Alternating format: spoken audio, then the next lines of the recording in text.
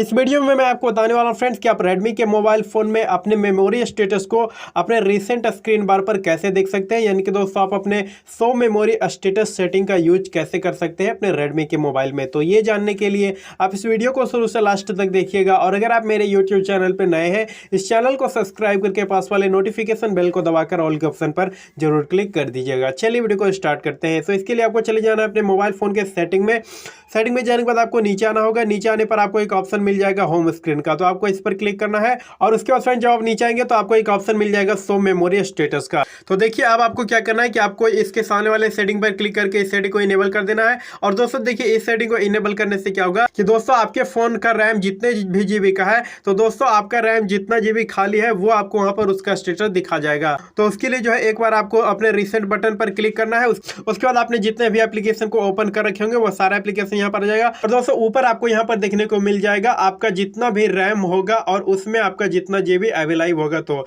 जैसे दोस्तों आप देख सकते हैं मेरा यहाँ पर दिखा रहा है 2.4 जीबी ऑफ 4 जीबी अवेलेबल, मतलब कि दोस्तों हमारा फोन जो है 4 जीबी रैम का। तो दोस्तों हमारा जो है 2.4 जीबी अभी 4 जीबी में अवेलेबल है। तो इस तरीके से आप जो है अपने Redmi के मोबाइल फोन में अपना मेमोरी स्टेटस रिसेंट स्क्रीन पर देख सकते हैं इस सेटिंग को इनेबल करके। उम्मीद करते हैं वीडियो आपको पसंद आया होगा।